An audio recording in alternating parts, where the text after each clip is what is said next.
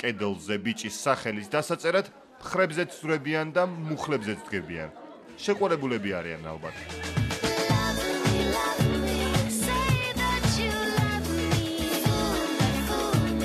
იტალიელი მერვე კლასელების სიყვარულის ობიექტის სახელს არ ამხელებენ. არ შემიძლია ვთქვა, ეს საიდუმლოა. მე ტელევიზორში რომ ნახოს რას მეტყვის.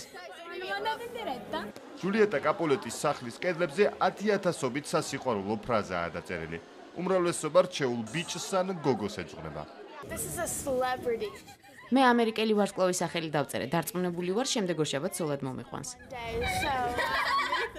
არის გამონაკლისებიც. ამ ამერიკელ გოგოს წარმოდგენაც არ აქვს, რომ სოფლიოში ყველაზე განთქმული სასიყვარულო ტრაგედიის მუზეუმშია. მე აქ დედაჩემის სახელი დავწერე. ვისი? დედაჩემის. და შენ ჯულიეტას სახლში ხარ, სადაც ყველა შეყვარებულის სახელს წერს. არ იცი? არა. კაი მაშინ. ვილიამ შექსპირის ნაწარმოების კინოვერსიებისგან განსხვავებით, ჯულიეტას სახლის ეზო არც ტყეს ესაზღვრება. Call me but love and I'll be new baptized. Henceforth, I never will be Romeo. What man art thou? და იქ არც ღია აუზია, რომელსაც ვიდეო თვალით აკონტროლებენ. წარსულში ვერონის ერთ-ერთი ყველაზე გავლენიანი ოჯახის კაპულეტების სახლი ქალაქის შუაგულშია. სიყვარულის აივნის და ჯულიეტას ქანდაკების სანახავად იქ ყოველდღიურად უამრავი ტურისტი მიდის და თითქმის ყველა ჯულიეტას მკერდზე ეფერება.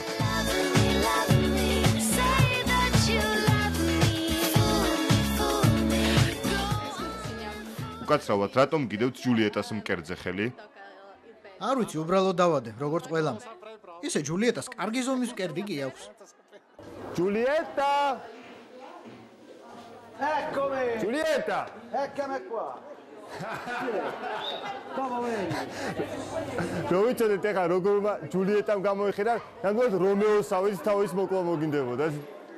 ჩვენი ჯულიეტა 53 წლის ლუიჯი კარკონი აღმოჩნდა, რომელიც ვერონაში მილანიდან მეუღლესთან ერთად ჩავიდა.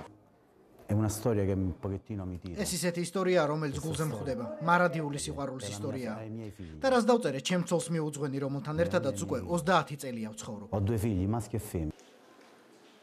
ჯულიეტას სახლ-მუზეუმში ექსპონატები ორ სართულზეა განაწილებული.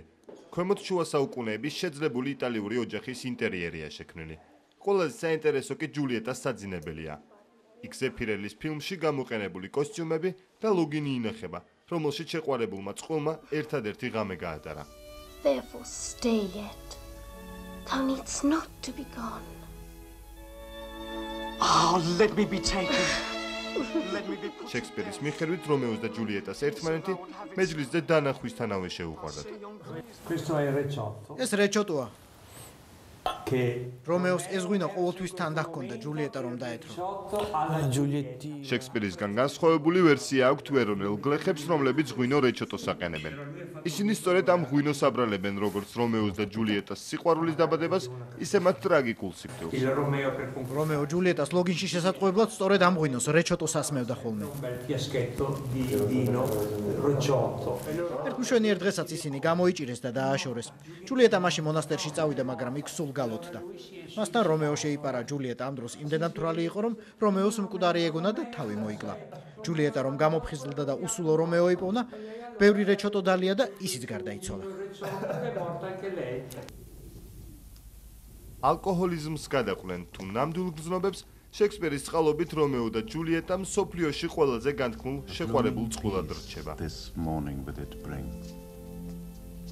The sun for sorrow will not show his head. For never was a story of more woe than this of Juliet. და სამწუხარო სხვა ამბავი იქნება განა რომეოსა და ჯულიეტას ამბავისთანა. ითვლება, რომ სწორედ აქ მოხდა შექსპირის გენიალური ნაწარმოების ყველაზე ტრაგიკული სცენა, როდესაც რომეო დაძინებული ჯულიეტა იპოვა და თავი მოიკლა.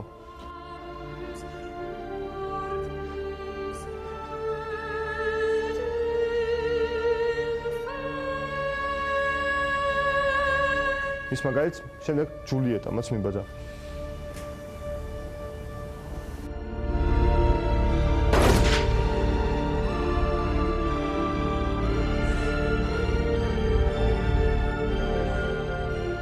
ამერიკულ ფილმში გადაღებულ აკლდამასთან შედარებით, ჯულიეტას ვერონული საფლავი მინიატურულია. ნახევრად მიწის ქვეშ რამდენიმე კვადრატულ მეტრიან სივრცეში სასიყვარულო ფრაზებით დაფხაჭნილი სარკოფაგი დგას და დამჭკნარი ყვავილები დევს.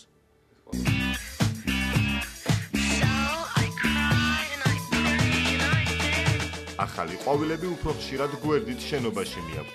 ვერონის მუნიციპალიტეტმა ჯულიეტას საფლავის ახლოს მატჩის ბიურო გახსნა. È un luogo romantico. ეს ძალიან რომანტიკული ადგილია და წყვილები მთელი მსოფლიოდან ჩამოდიან, ყველაზე ხშირად გერმანიიდან და ამერიკიდან. სპეციალურად აქ ხელის მოსაწერად იაპონიიდანაც კი ჩამოსულა რამდენიმე წყვილი. საქართველოსდან არავინ ყოფილა. ამერიკული ჯორჯიიდან ჩამოსულან, მაგრამ თქვენი ქვეყნიდან ნამდვილად არა. Che paesi erano?